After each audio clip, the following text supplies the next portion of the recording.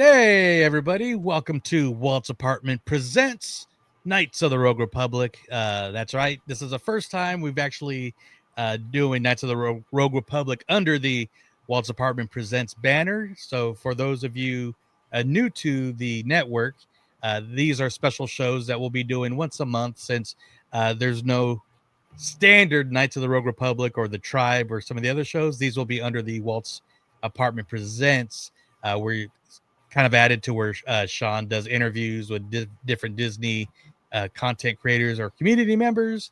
But we will still be talking Star Wars because we love Star Wars here. So I am one of your hosts, Joey.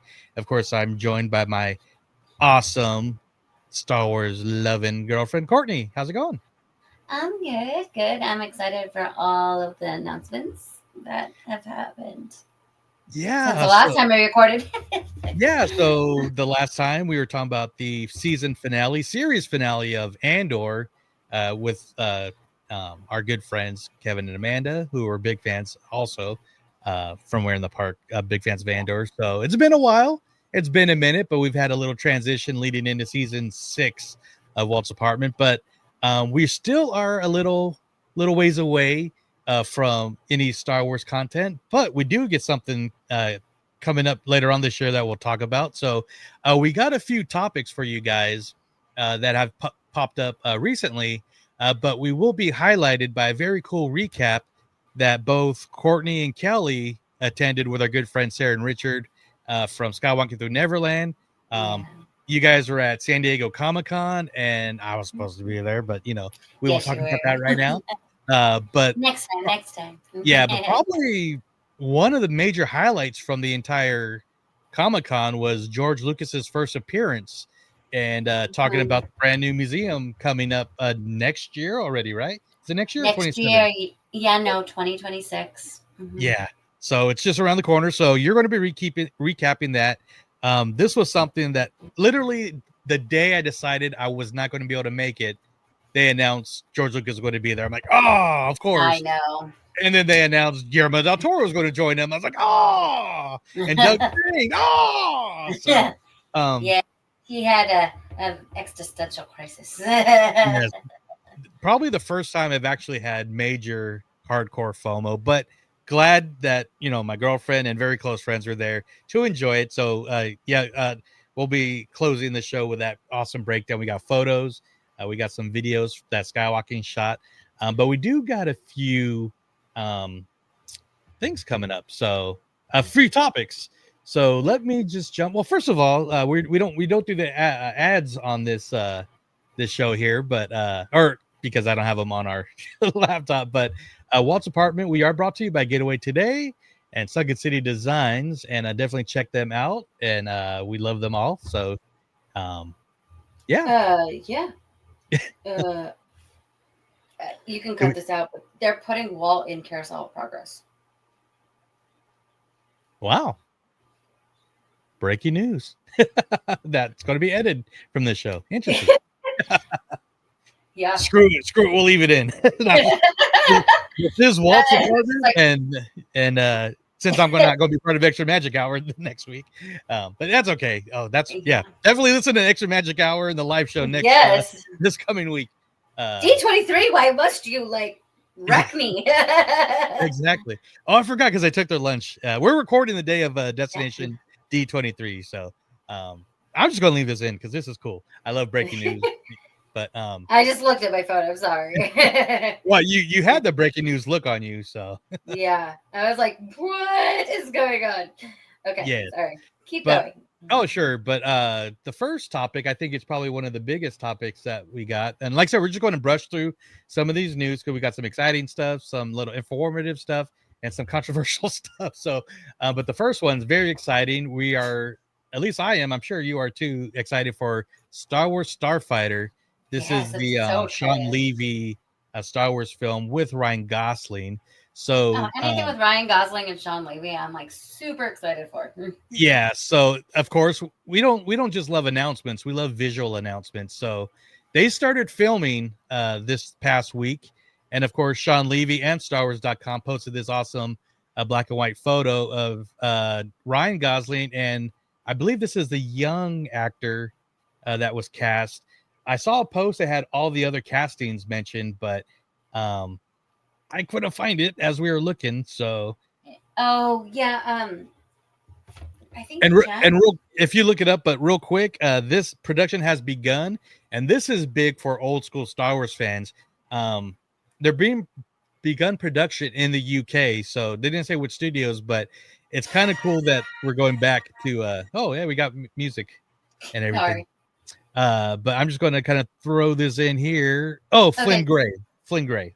Flynn Gray. Okay, so but I have the whole cast. Yeah, I do too. So, Okay, good. You have it now. Okay. yeah, so this is coming from the actual StarWars.com site, which is awesome because a lot of people like, unless Star Wars announces it or Disney announces it, it's not, I'm taking it with a grain of salt. So, on the Well, I 28th, have this from Mannequin and His Angel, and she got it from StarWars.com. So. yeah, so it says today, and this was August 28th, to mark the start of production, Star Wars Starfighter, Lucasfilm has announced a full cast for the upcoming feature from Sean Levy, joining the previously announced Ryan Gosling.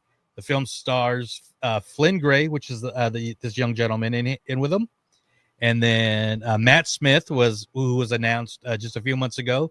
I'm going to bring up something on him shortly. He's Doctor Who, Game of Thrones, so many other sci-fi. Mia Goth, who's kind of mostly known in the horror genre. Aaron, Okay, I wasn't quite sure who she was. yeah, Aaron Pierre, which I'll name the list and we'll talk about the people. Simon Bird, Jamal Westman, Daniel Ings, and this one came out of nowhere, but Amy Adams. I love that Amy Adams is in this, especially with Ryan Gosling. They're gonna. I don't know if they have any scenes together or what the context is, but they're gonna be great together, I think. Oh yeah, absolutely. So I mean, to me, that was the biggest surprise that she was, and I don't know most of the other cast just by name.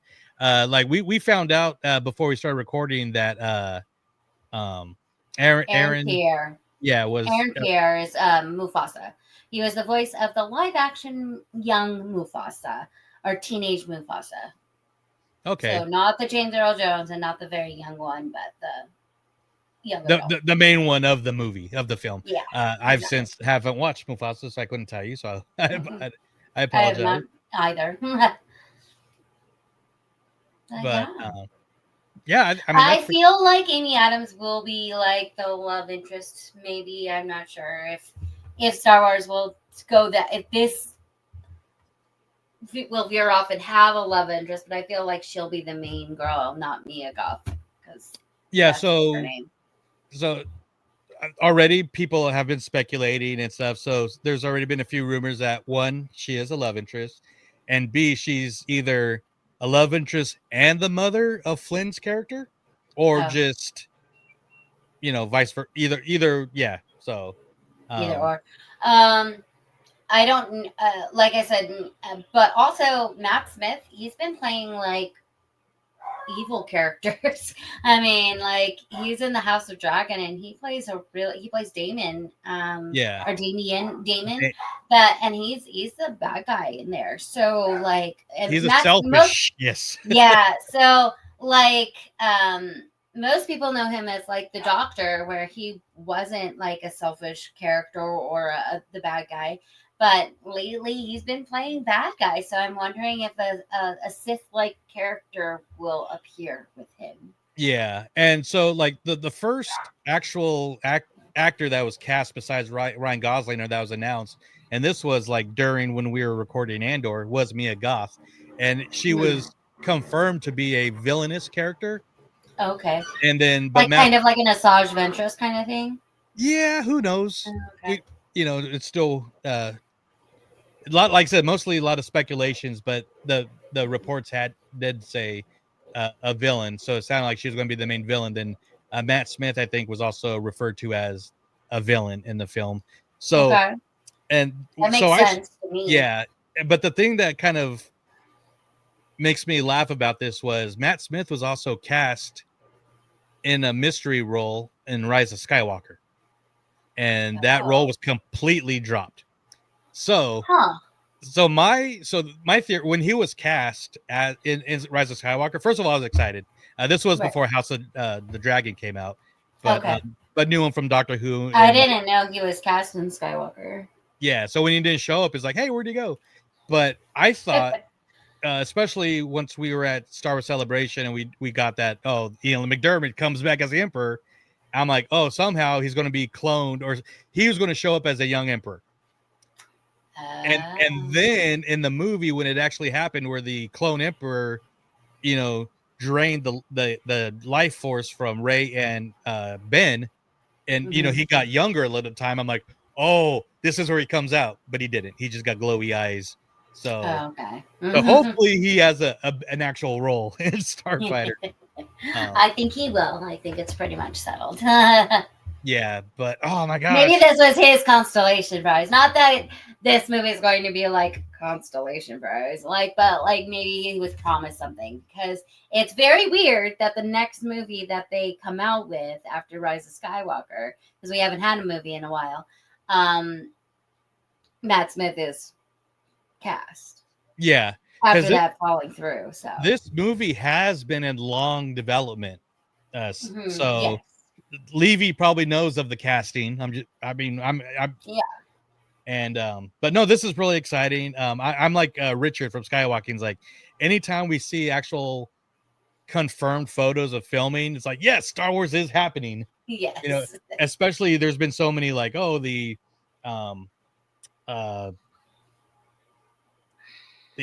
Patty Jenkins movie, the Rian Johnson trilogy, the Rey movie. Like, we're hearing all this stuff, happening, but once we actually see confirmed photo on the set, it can fall through at any time if you don't have confirmation. Yeah. So I'm sure we're going to get more cast. And this is going to be separate from obviously the Skywalker saga.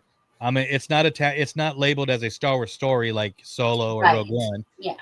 But it is separate. Yeah, and we do know it's going to take place after the events of Rise of Skywalker. And with it being called, I don't know, do you think there'll be any cameos from Saga Legacy characters? I don't think the Legacy, like from the original trilogy, but maybe from the sequel trilogy. I mean, Rey's still out there. Well, I'm counting that Legacy since it's Skywalker.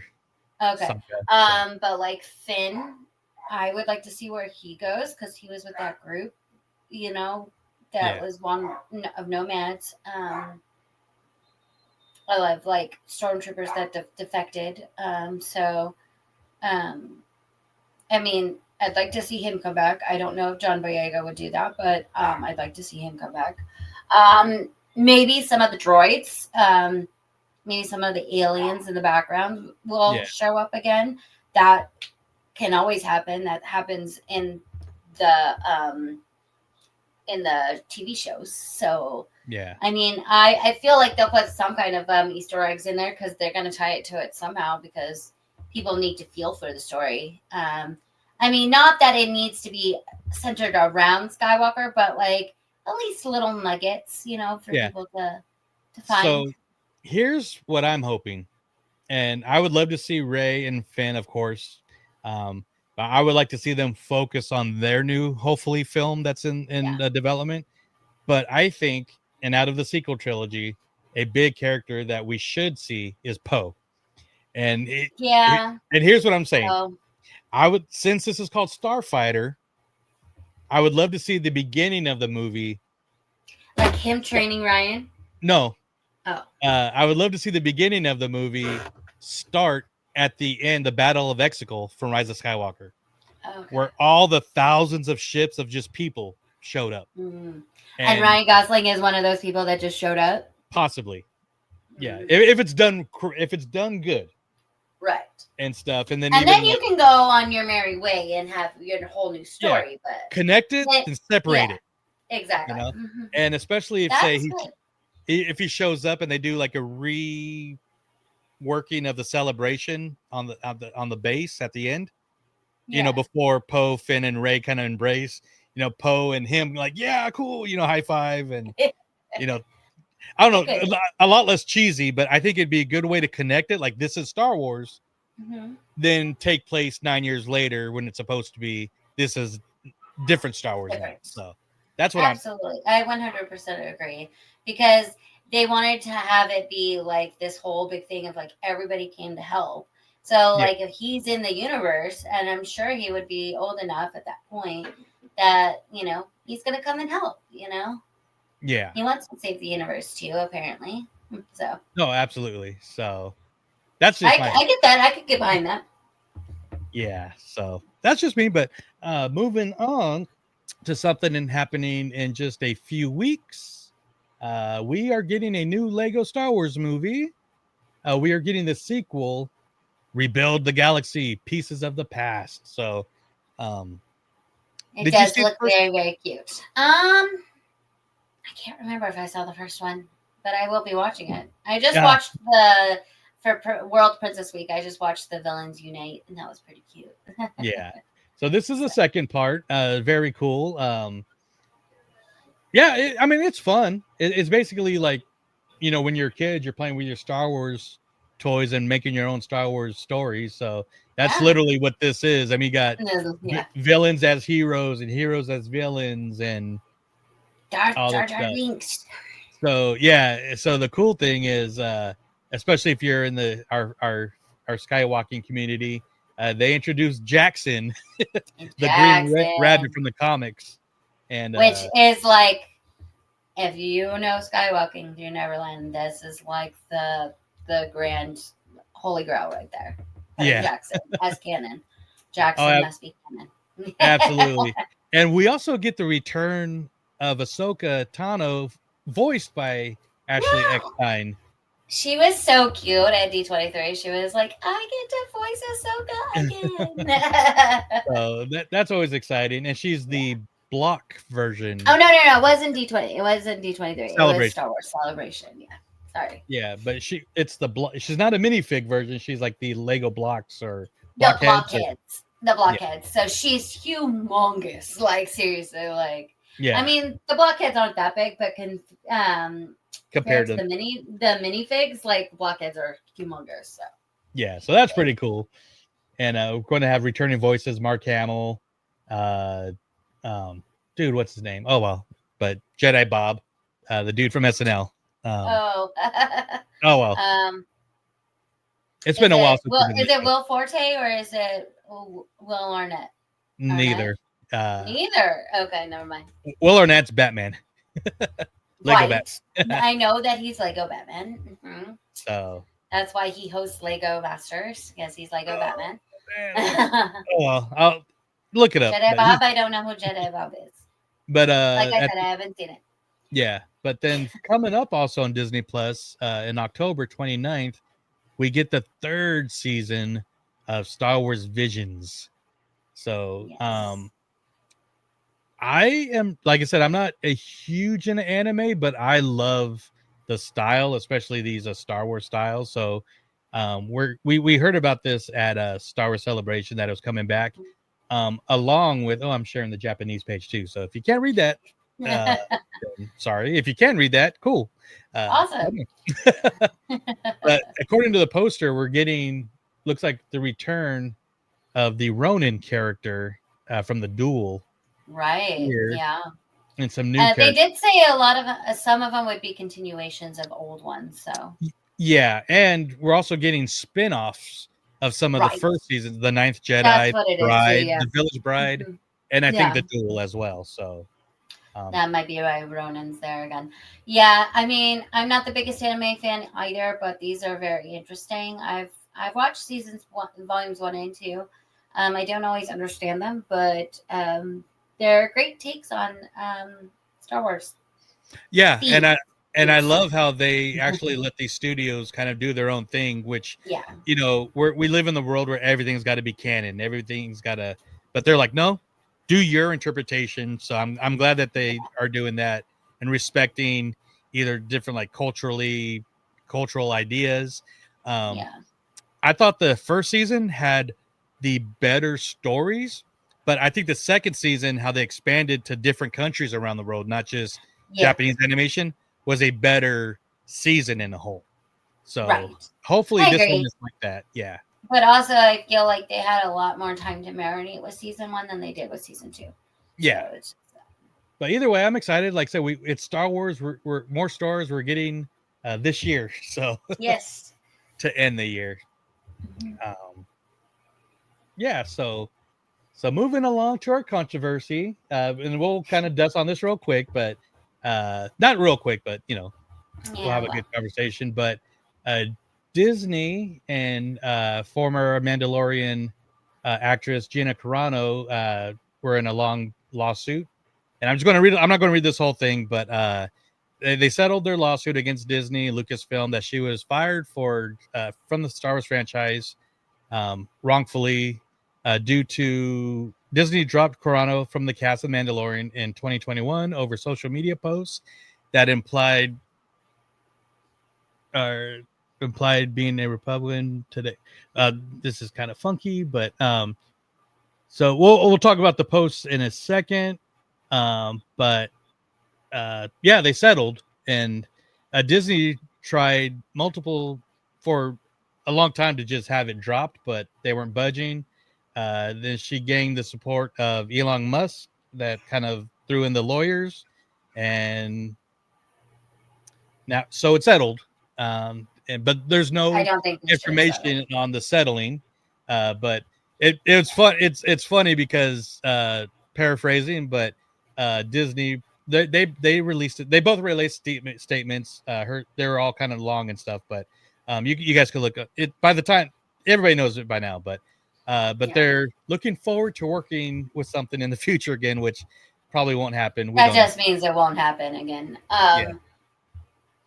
So My take on it is I don't think they should have settled. I think she should have. I mean, her actions had consequences, and she should have never have compared what she compared. Um, and that just went too far. Not everybody was taking things that far, and she took it that far. Um, and I think it was very disrespectful to the time of the climate and the subject matter, and just was uncalled for. And Disney had every right to fire her because they have a morals clause in their contracts for everybody, and she broke that morals clause. I'm sorry, she did. She could have. She was great. I loved her character. I was happy to know that they were going to spin it off. She shot herself in her foot.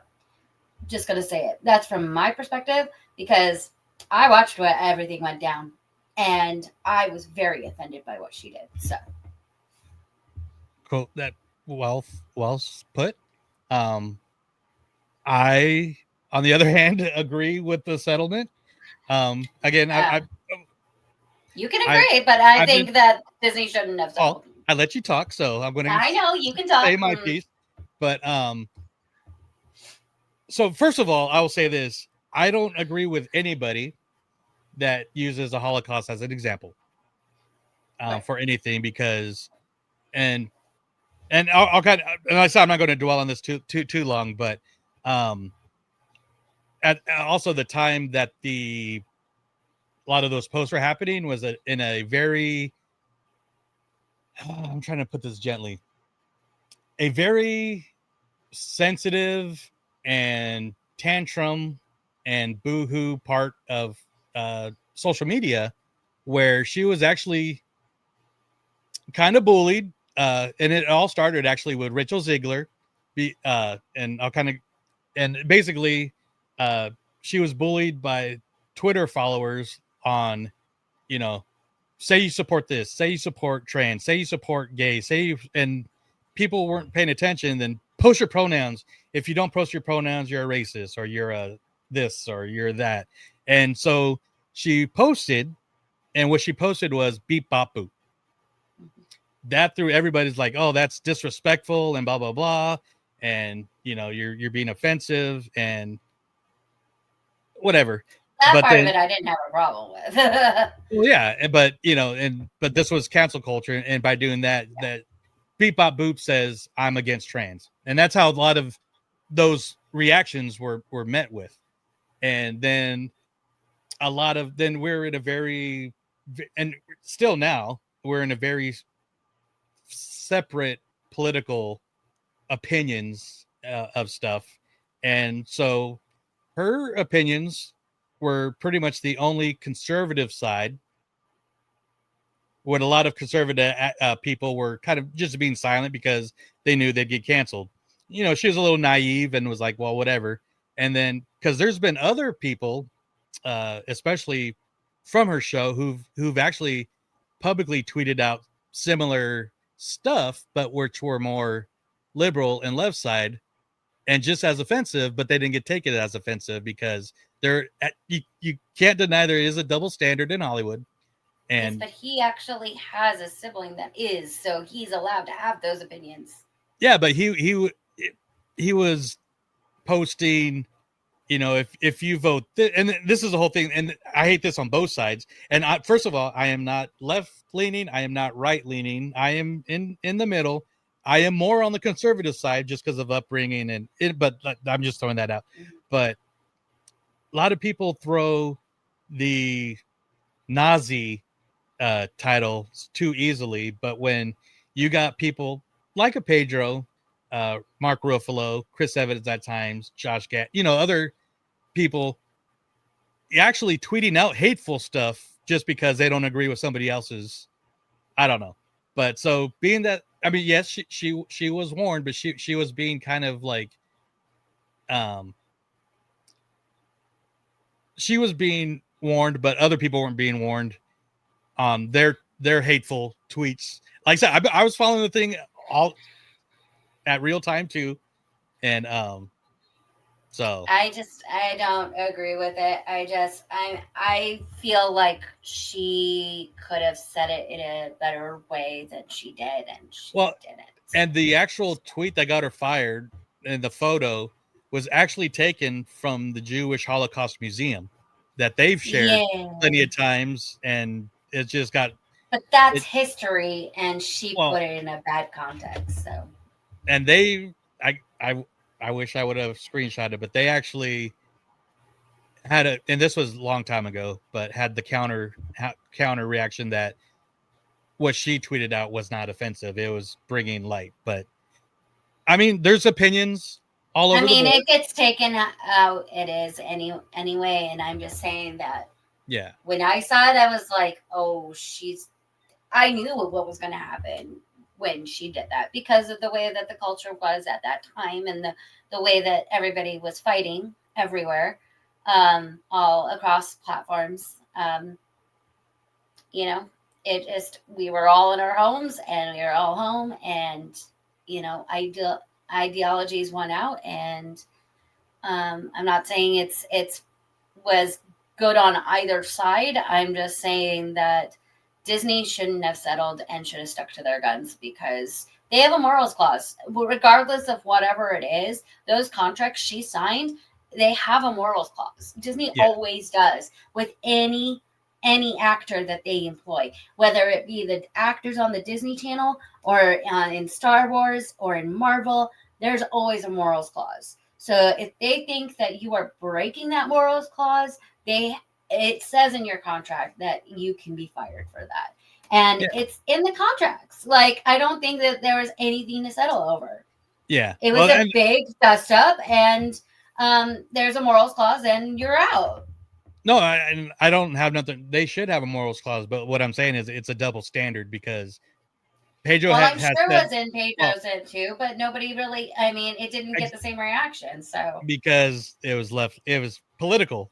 Well, but he's also viewed as being on the side of trans because he has that in his family, and so. But she never said anything against trans, though. She has friends from the UFC that are fighters. She's never been. Well, then why would you point that? That's the thing, is why would you post that if you know you have friends that are like that? That doesn't show that doesn't show anything about standing with them or fighting for them if you post that and it's against what they believe. But she was never against trans, though. It's just that's how it was taken. She was trying to make a joke and it went over badly, let's just say. Mm-hmm. Yeah. So, but like I said, it's the moral clause is a good thing. More places should have a moral clause, but it should be fair. It shouldn't be a double standard because, like I said, certain actors, and I brought them up earlier, have posted stuff a lot worse, a lot more hateful, just because it's against their side and their opinions, and that gets okayed because we're getting away from the cancel culture. We're getting more in the middle, which we should be, and not be so. I don't know, but I that's don't like for the way the world's going right now anyway, so it's fine. so. Anyways, but that happened. Yeah. Disney But don't settle anymore. but on to happier stuff. Yeah. The thing that I really wanted to get back to recording about is hearing about this awesome a panel that I should have been at. I'm going to keep saying it that way. So what before I get you kind of, I'm just going to share. I'm not sure which one it is right now, but Okay. we got videos from our friends at Skywalking, and I'll show a couple of them. But yeah, I just want to hear your experience of being there. But let's see the introduction.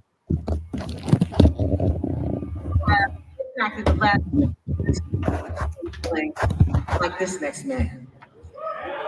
He revolutionized filmmaking, not just through spectacle, but through a deeply human lens. His magnum opus, Star Wars, has shaped our lives for generations and taught us we should trust our instincts. One person can change the course of history, and the force is always within us. His imagination has lit the path for generations of fans and filmmakers alike. He's the reason we're here today. Please welcome for the first time ever at Comic-Con. Give it up for the one, the only, George Lucas!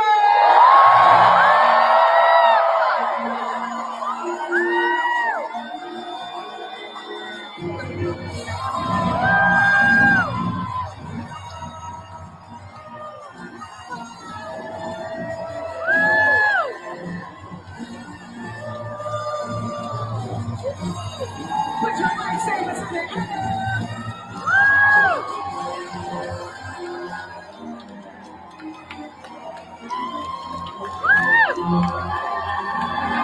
Damn. I get chills every time I see this. There was not anybody sitting. They were all a standing ovation.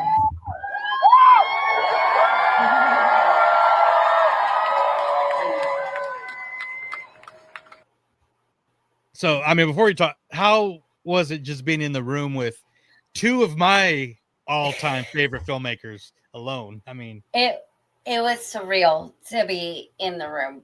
I got tears. Him. I know, right? Watch on YouTube. Really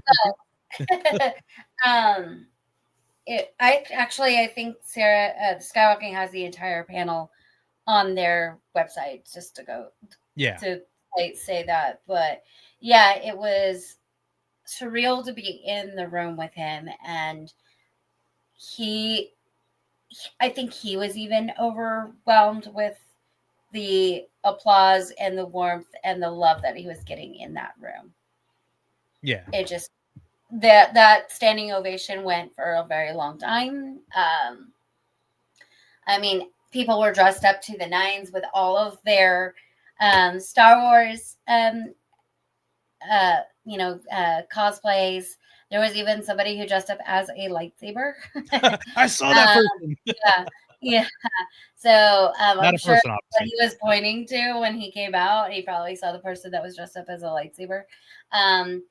Even though the panel was not about Star Wars, I mean, there's Star Wars in this museum, but it's not only about Star Wars. But it did have the panel of Queen Latifah moderating. She's got to be a great person, like, to have moderating. I can only imagine. She was amazing. And I guess she's actually really close friends with George Lucas and his wife, Mary Hobson. Yeah. So that was fun. She was moderating it. And then Doug Chang, who's a wonderful visual effects artist, and he kind of does the backgrounds, right? Yeah, so he's basically mine and your generation of Ralph McQuarrie. He Yeah, was the that's what I main, was thinking. yeah, he was the main concept artist for the prequel trilogy. Helped out a Mhm. little. He helped out with the sequel trilogy, a lot of Galaxy's Edge, and he's now like he's one of the top people now in Lucasfilm. I can't think of the main title, but he's up there. It's like him and Dave Filoni are like Yeah, head chief creative. creators, Yeah. something like that. I know he worked on like Skeleton Crew and stuff like that, all concept art. Doug Chang does. Then it had Guillermo del Toro, which he's actually on the board of this museum. He's on the board. He said that he has a collection himself of narrative art that he knows he can't take with him, so he might be donating that art in the future to this museum. So it won't be just George Lucas's art; it'll also be board members' art in this museum. And then obviously we have George Lucas on this panel. So those were the three speakers. They Well, real quick, I just want to remind Yeah. people too, because like I said, they're talking about this museum, and this museum has been in the works for like well over a decade. And once they finally got the whole idea of like, okay, we are going to do it, now where's it going to be? So they thought about doing it in San Francisco, then they thought about Chicago, then they thought about even London, then they thought, I mean, it even the finally find the place was crazy, and it was a no-brainer when they announced where they're going to put it, attached to the USC, University of Southern California, where George Lucas went to film school. Yeah, so it's right down there by it. I don't know if it's like physically attached, but it's definitely right next to it. The thing with this like museum is there's 33 art galleries and there's no angles. It's all curved throughout the whole place. So he just wanted it to have that feel with no angles. And it's also going to have an amphitheater so that they can do concerts and talks and theater stuff. So it's going to have all of that. And yeah, there's that kid. Yeah. Yeah, so sorry. If you're watching on YouTube, I had to dig up my photo with Doug Chang bumping into him at Star Wars Celebration in Chicago. So Yeah. And this is a very big passion project for George Lucas and his wife. She's been a very big instrumental part of bringing this to life as well. Yeah, because it was really close to Melody. Her name is Melody. Melody Hobson. Sorry. And it was the outside of it kind of looks like a spaceship, really. And like I said, there's no hard angles. And it was the architect Ma Yansong of Mad Architects and Stanek as executive architect. So it's going to be an 11-acre campus with an extensive new green space designed by Studio MLA. Will embrace the museum's 300,000 square foot building. Oh, wow. There's 2 state-of-the-art galleries. There's 33 galleries and 2 state-of-the-art theaters and dedicated spaces for learning and engagement, dining, retail, and events. So it's going to be like all the things. All the bells and whistles. Yeah. And it's going to be an exposition park located southwest of downtown Los Angeles. So that's where it is. What else was I going to say about this? It's called the Lucas Museum of Narrative Art, and it shows how narrative art influences societies and shapes our beliefs, communicating values, inspires our imagination, and creates communities. And they want to empower the people to engage with artwork through the compelling stories they tell. And so there's going to be a lot of comic book art because that's what George Lucas collected first is comic book comic book art. He said that it was really easy to get originals back in the day. Like you could pay $5 and get an original piece. Yeah.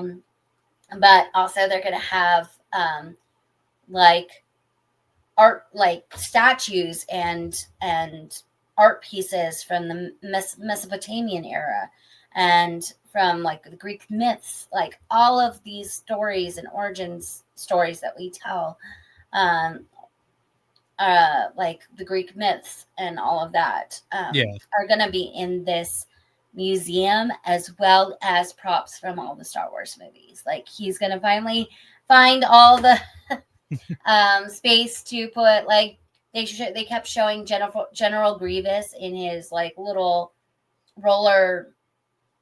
Yeah, it was like it was a vehicle. It was a spiked wheeled. Yeah, from Revenge of the they Sith. kept showing that. They showed a pod racer. They're gonna have the starfighter, the Naboo, the Naboo starfighter, the N1, which is gonna be in there. Which that was the design for that starfighter that pretty much got Doug Chang the job. Yeah, because he was testing out stuff. He's trying, not, I don't say trying out, but he was kind of like, Lucas was like, all right, what do you got? And he was showing his designs. He's like, yeah, don't think of Star Wars vehicles, think of, before. And he's like, well, I went to George. George was really into hot rods and racing and stuff. So one of the first things he did was a Naboo fighter. And even the yellow, he's like, it doesn't look Star Wars, but it looks like a hot rod. And that's what they pretty much did. So right. I'm sure there's going to be stuff from American Graffiti in there. THX 3, all of that. And I want to remind people too that like Indiana Jones was an archaeologist because George Lucas was a nerd and loved history, artifacts, the art of everything, and he just turned him into a badass. Even though he was a teacher. Before you move on, I want to kind of share. We got a couple of videos from Skywalking. Like Courtney said, go to their website and you'll be able to see these in full, the full panel. Here's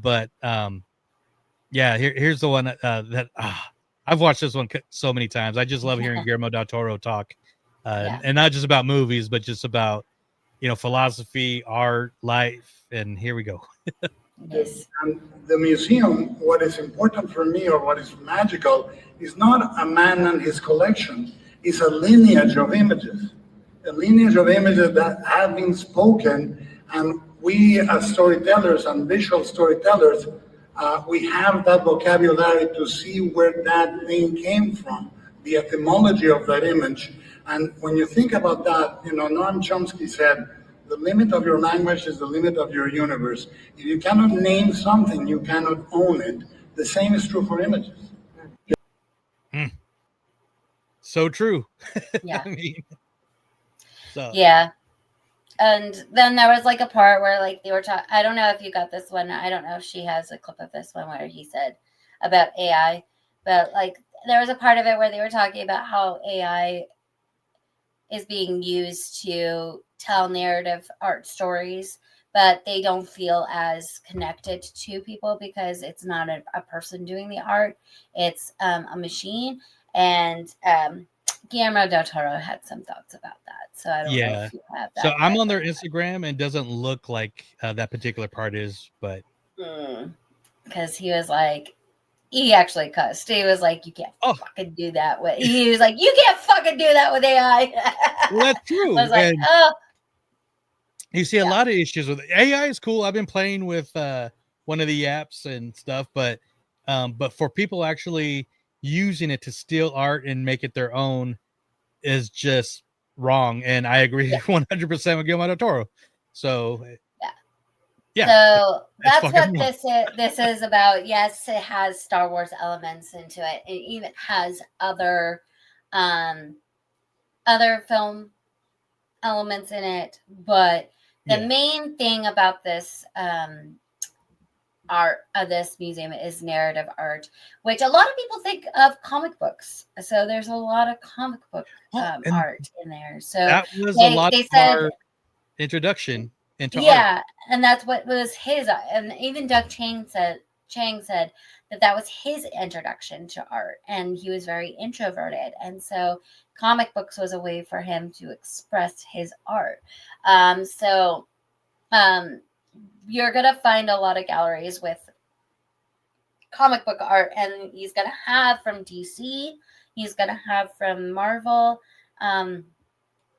just all of that. So it's not just about Disney and Star Wars and what he's collected over the years. It's everything. Yeah. Everything. Well, and I was excited when we all thought this was going to be a George Lucas museum of George Lucas films and stuff, but after hearing you talk, like we talked like the day after you got back, you told me about it, seeing the post, I'm even more excited now about what it's going to be. And I mean, he was even talking about cave paintings. Like he was talking about Indian cave paintings. So that are going to be in this like museum. So like I said, probably a lot of the Star Wars fanatics in the room was sad because he never really talked about Star Wars, but that's not what this is about. This is about his love and his trying to perpetuate narrative art and how we look and work through things through art. So yeah, which that's awesome. I mean, and I've mentioned it before, but for anybody that's been to Lucasfilm in San Francisco, just down the street from the Walt Disney Family Museum, you go into the main lobby, and you guys were able to see it through the window, but you go through the main lobby. He had Harryhausen King Kong statues. He has these like 12-foot tall movie posters that were in Hollywood with old westerns and war movies, and I mean, and you mentioned Doug Chang real quick.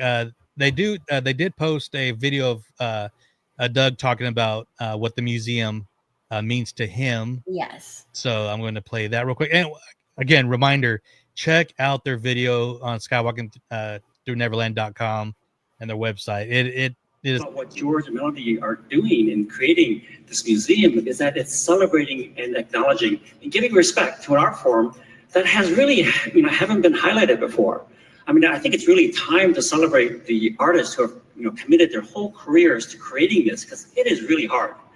And what's terrific for me is that, as an aspiring artist when I was young, I wanted to draw. And this gave me a portal into this world to discover more about it. And what's wonderful about the museum is that it describes all the variety of forms of narrative art. You have Charles Schultz Peanuts, you have Winsor McKay, you have heavy metal magazines, then you have Norman Rockwell and Frank Frazetta and Mobius. Those are all different avenues for a kid to enjoy art and to entice him to come in. One of the things that I found kind of sad though was that, when I was growing up, comic book art wasn't taken seriously. It was always diminished. It was kind of like, okay, Doug, you'll outgrow that someday. And I'm so glad I didn't.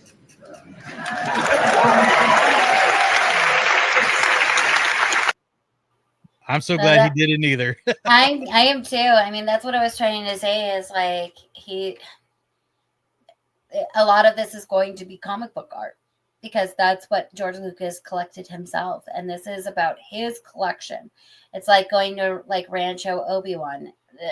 It's the collection of art. It's not about George Lucas and his work of art. It's what he collects.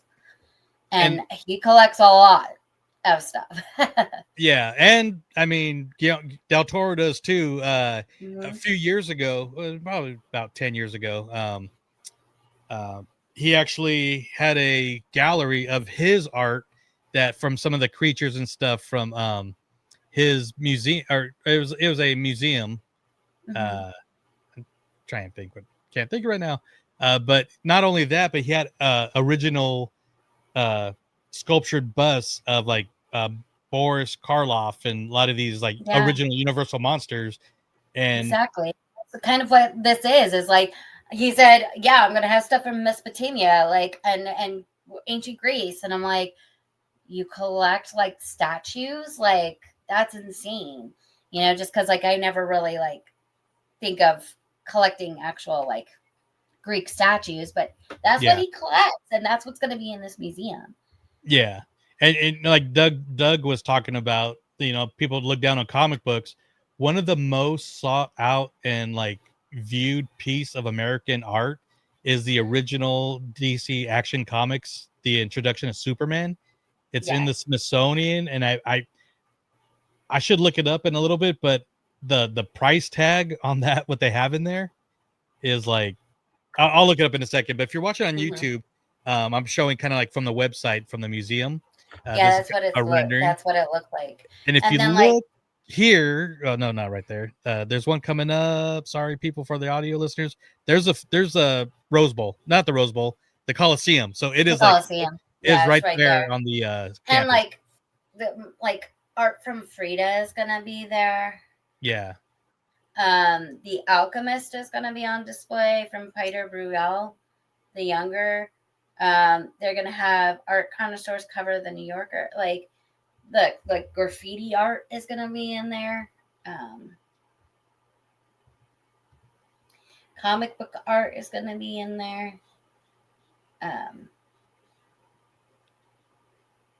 So Rockwell, George Lucas told a story about how the Rockwell painting of like Thanksgiving around the table meant a lot to him. It's kind of like how we perceive our traditions to be. That's why we gather around a table and Yeah. have turkey at Thanksgiving, is because of that Rockwell painting. So you watch old films of George when he's a kid, and it looks like a Norman Rockwell painting. yeah. So I mean, that's what this is about. It's not solely about his Star Wars journey, even though it is going to be in there. So real quick, back in April of last year, 2024, according to a Heritage Auctions, a rare copy of Action Comics #1, like I said, the debut of Superman, was sold to an anonymous buyer for $6 million. Could have been Lucas. Who knows? Honestly, I mean, he said million. something about. I mean, he honestly said something about Superman comic books being in this museum as well. So he might have bought that. Yeah. Let's hope. I just really, before we, They did say also there was like gonna be like a first issue of like Black Panther, like the original sketches of Black Yeah. Panther are gonna be in there. That's So awesome. yeah. I want to have you keep talking, and if you have any more stuff to say, but one thing I just really want to stress to people: watch Light and Magic. If you have any of the Star Wars Blu-rays or DVDs, watch the behind the scenes, because you actually, I mean, you'll see, Doug, a young Doug, and then and young Lucas, but like how Lucas was so in depth at having Ralph McQuarrie do the storyboards, which, because of those storyboards, and those weren't storyboards. He actually had them do art pieces to give the effects workers an idea of what they were creating, because a lot of that had never been done before. Yeah, Doug said he had to like really dig deep and like create different things. Yeah.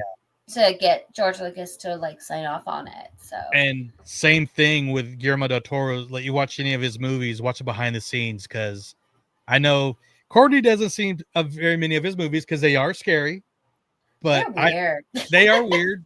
But I always say all of his movies are just beautifully disturbing, if that makes sense.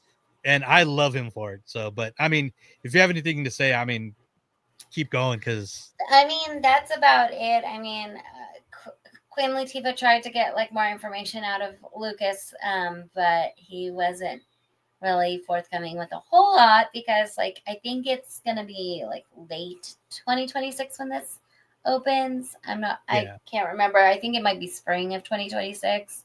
It might be fall. I can't remember at the moment, but at least they did have it a year.